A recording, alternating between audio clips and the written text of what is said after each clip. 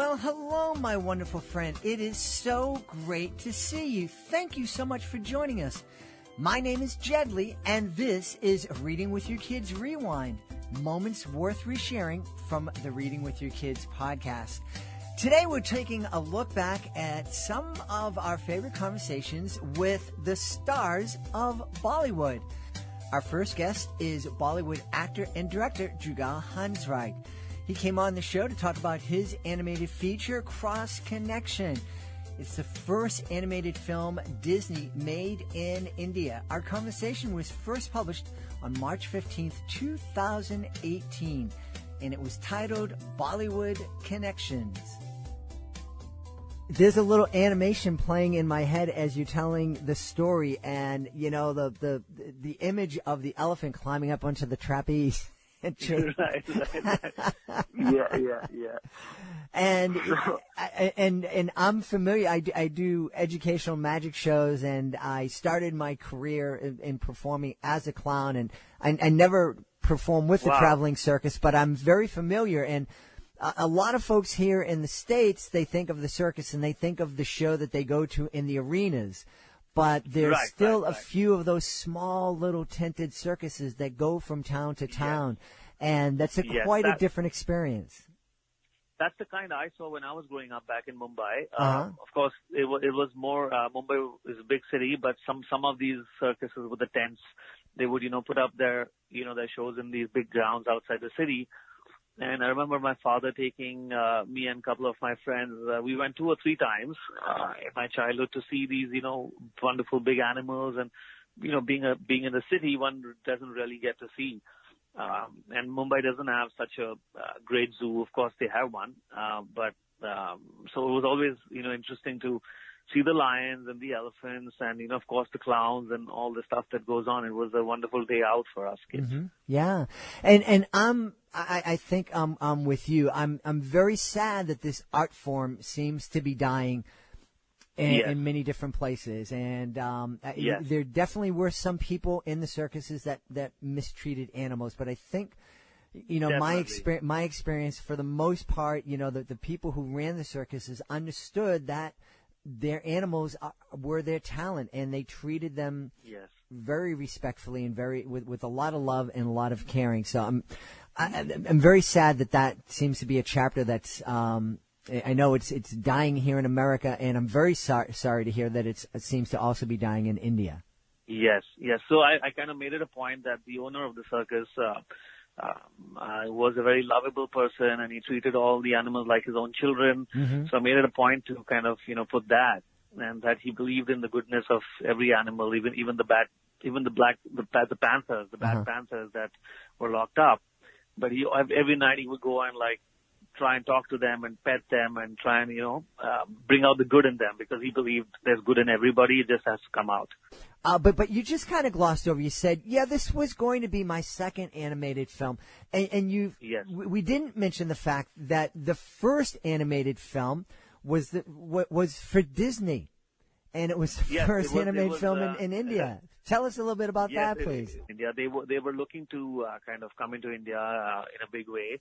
And they got in touch with this big studio, Yashraj Films, which is one of the leading film studios in India, and they wanted to collaborate, and they decided to collaborate on an Indian film, on an animation film. But it's never been done in India before. And I've been an actor for a long time. I've even acted in quite a few films for Yashraj Films, the studio, and they knew me well, and they knew my love for animation films. And they used to always say, okay, this guy's never really grown up. He's always going to the cinema to watch, Disney, Pixar movies. And he reads about how they are made and stuff like that. So on a whim, the producer, he asked me, the studio head asked me, listen, we work together a lot, and I know you love all these movies. So would you help with coming up with some story idea? Disney wants to do something. Just help me out. I don't know what to do. So he probably said it casually, but in about a month, I gave him 2 10-page stories. And one of them was with characters like all the stray dogs on the streets of Mumbai city. And I got the idea at the traffic signal, looking at them running around a little pile of garbage on the street. And I thought, wow, what an interesting, visual. And these, So I kind of wrote a whole story, and I made it a very typical kind of, we spoofed all the Bollywood, song and dance and villains, and we had a lot of fun with that. And Disney loved the story, and then I developed it into a script. And then next thing you know, I was not only the writer, they told me, listen, you direct it, because anyone who makes it in India is going to be a first-time director anyway. No one's made an animation film before, so why not you? They are your characters, and you've been in the business for a long time. So I was so excited and nervous, of course, but I just took the plunge, and the next 3 years of my life, I don't think I really got to leave town for 3 years. I was at the studio for a lot of Sundays too, because it was a passion.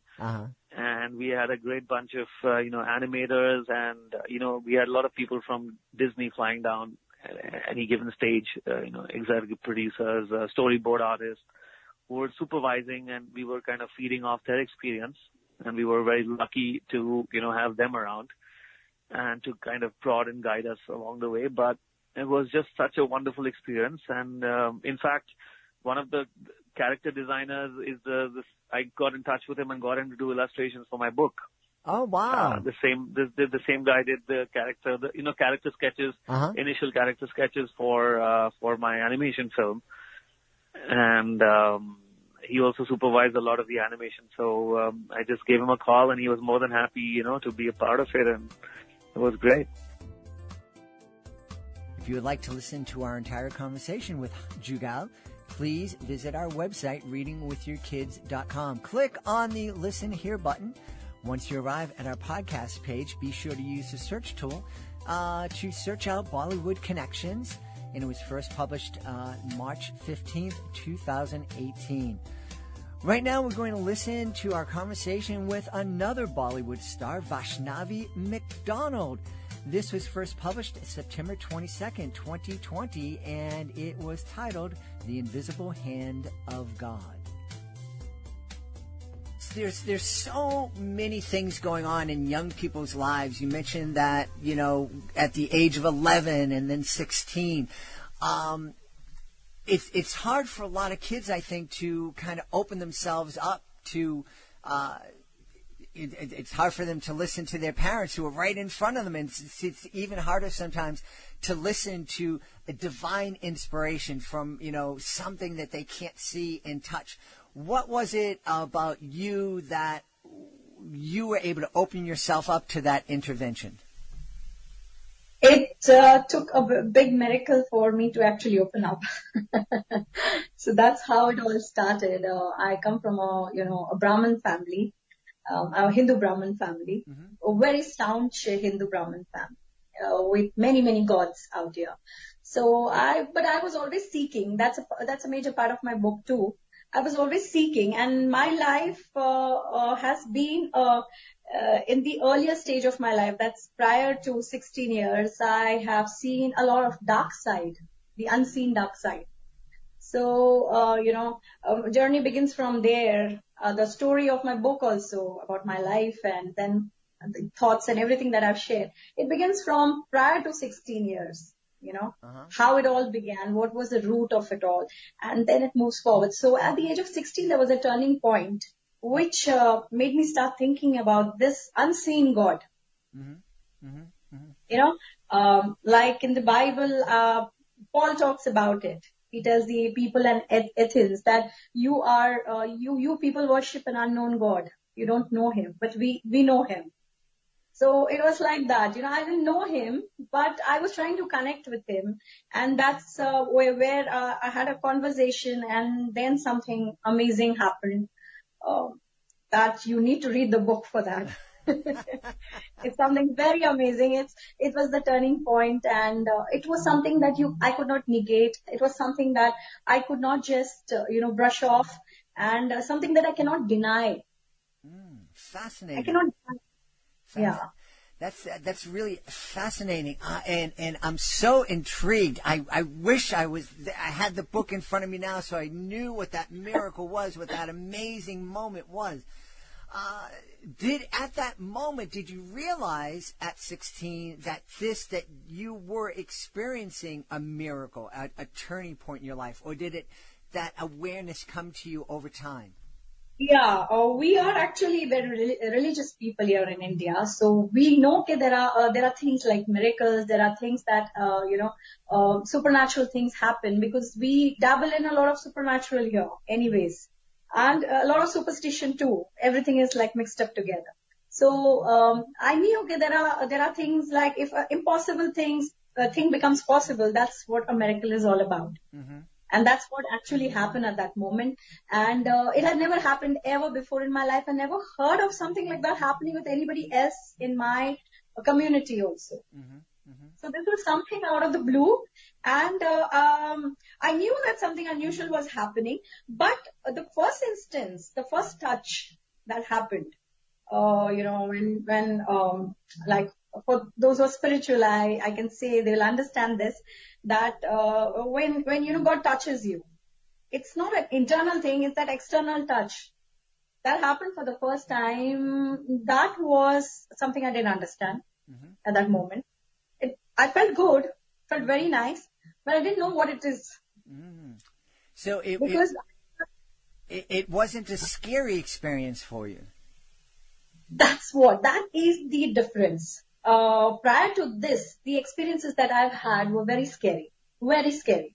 I've had occult experiences, I've had astral experiences, and I have had encounters with the dark side.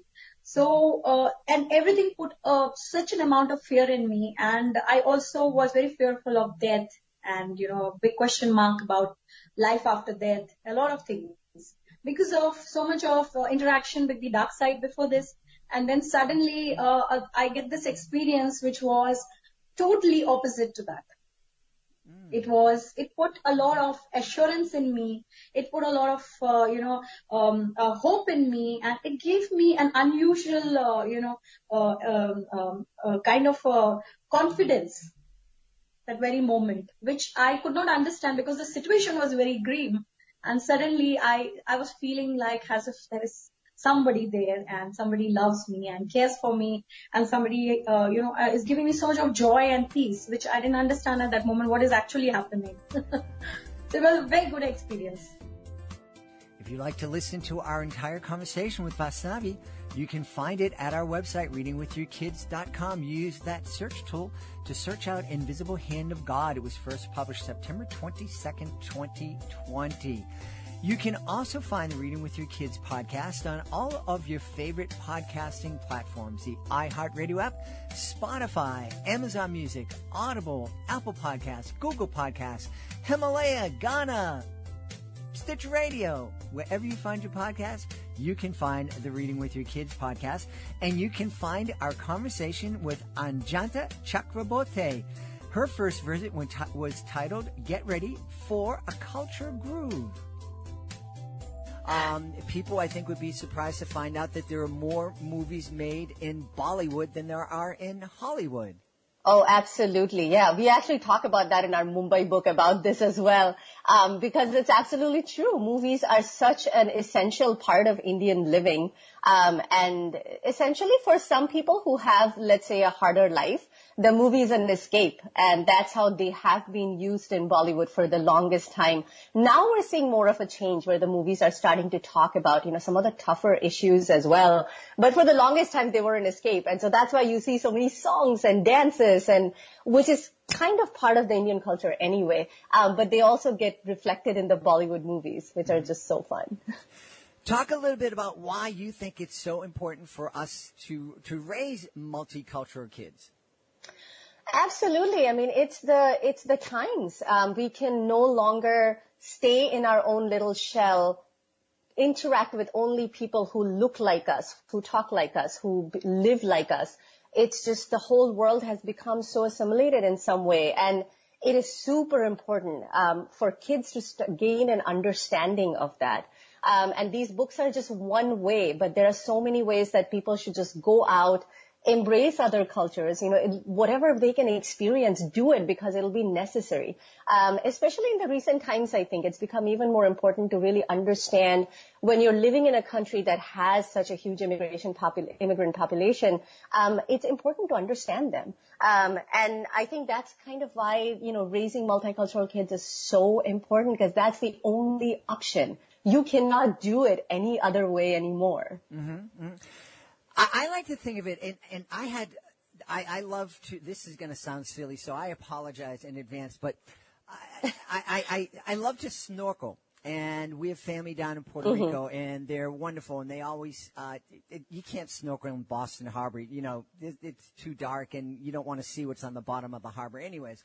But down in Puerto Rico, you go out and you snorkel, you see all these beautiful fish and the coral and all that. But the thing about snorkeling, you have that mask on, and so you have a very limited perspective. And so you can only see what's in that mask. And I had an experience one time where I was out swimming and I'd swam away from the boat, and all of a sudden this giant fish just swam underneath and into that perspective, and it scared the life out of me. I didn't know if it was a shark or a whale or just a big fish.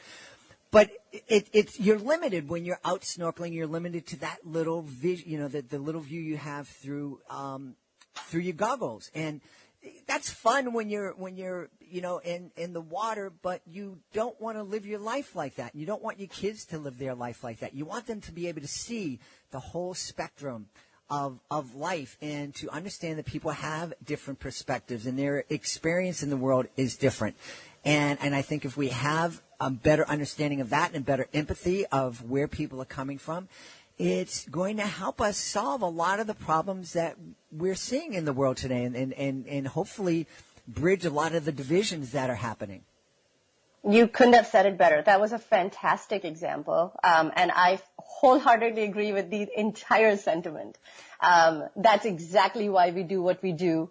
And of course, there's the second advantage of doing this kind of work is helping kids who are of Indian origin, but who are growing outside of India, help them connect to their roots. And it's also very important. For a lot of them, they kind of go through this bit of an identity crisis where they don't quite know how to place themselves. And when they see themselves being represented in whether it's literature or media or wherever, it gives them a sense of validation, and it also helps them really understand where their cultural roots are coming from.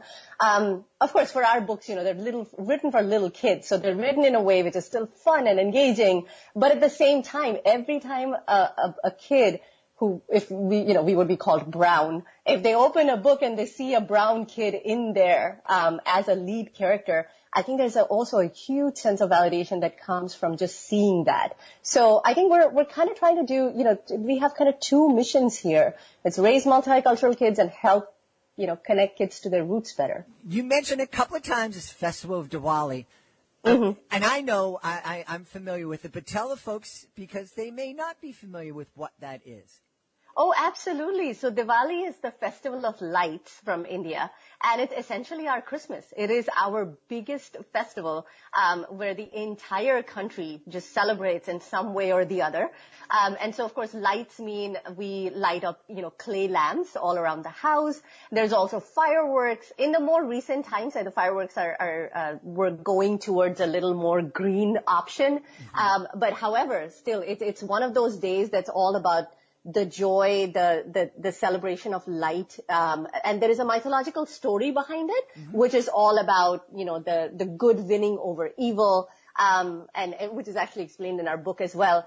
But the unique thing that we brought out, which I think why kids love the book, is we introduce all 5 days. A lot of people think Diwali is celebrated in one day. But the reality is that it's actually 5 days. And we talk about each 5 day and what can they do on each day to celebrate. So, for example, day one, you usually go out for shopping and you have to buy something made out of metal or you'd buy jewelry. Day two, you'll make a specific sweet recipe, like a dessert. the third day is when the lights happen. So we kind of go through all 5 days. And, we have songs and stories about the 5 days. And that, I think, really spoke to kids. So then they were like, oh, I want to celebrate all these 5 days. And the best thing is when they are the ones who lead the activity as opposed to the parent. And of course, it's such a joy for a parent to see that.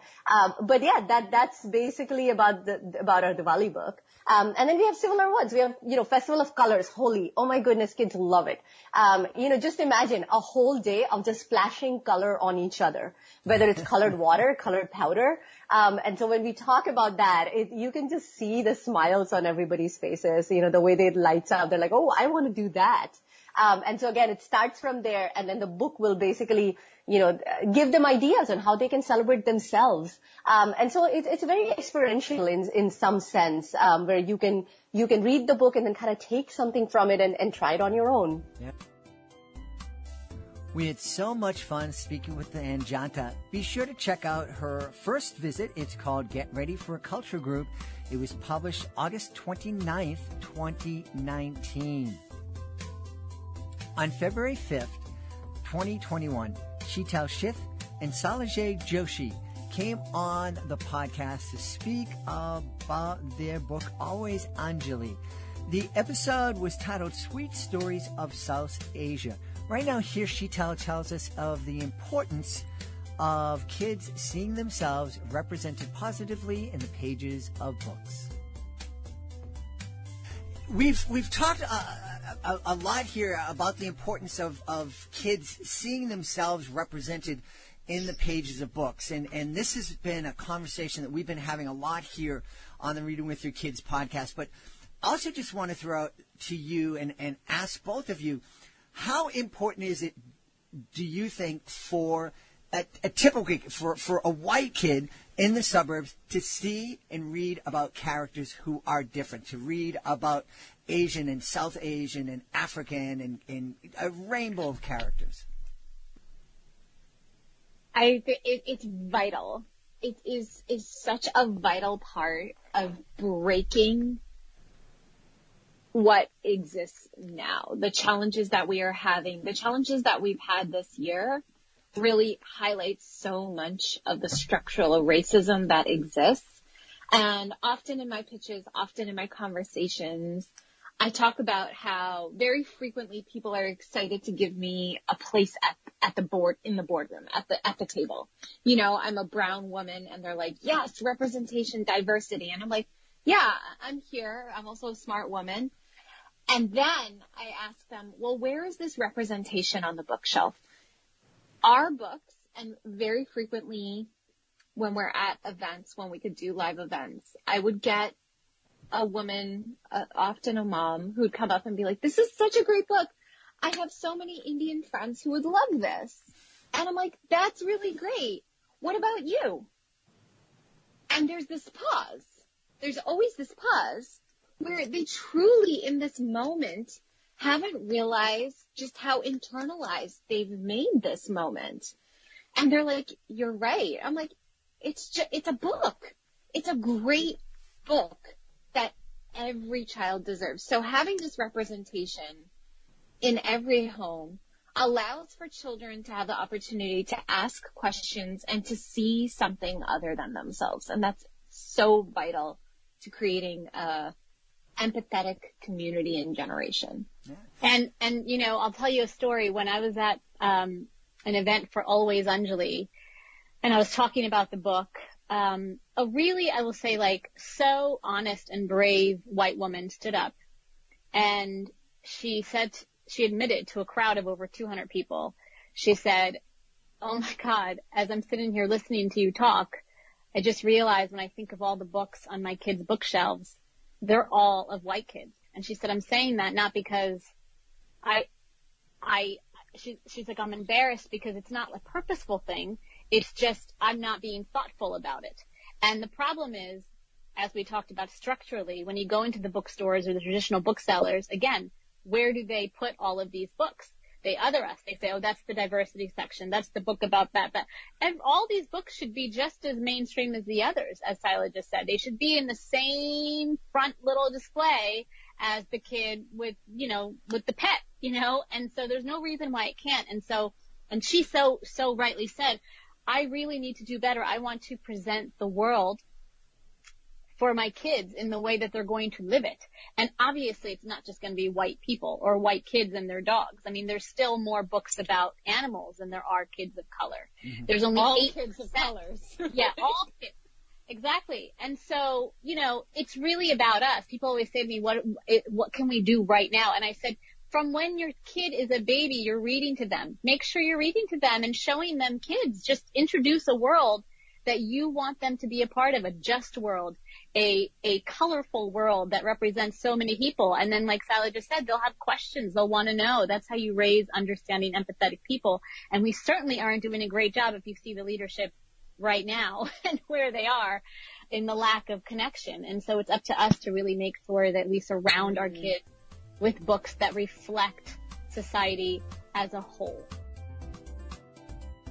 If you'd like to listen to our entire conversation with Sheetal and Salajay, you can find it on our website, readingwithyourkids.com. Search out Sweet Stories of South Asia. It was first published February 5th, 2021.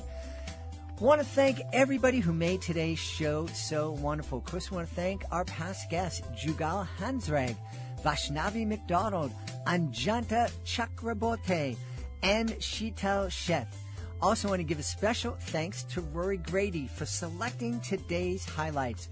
I want to thank my team, Alejandra Doherty, Fatima Khan. I want to thank my beautiful wife for all the support she gives me. Most of all, we want to thank you. Thank you so much for joining us today. Thank you so much for subscribing to the Reading with Your Kids podcast on your favorite podcasting platform. We can be found on the iHeartRadio app, on Spotify, Amazon Music, Apple Podcasts, Google Podcasts, Ghana, Himalaya, wherever you find your podcasts.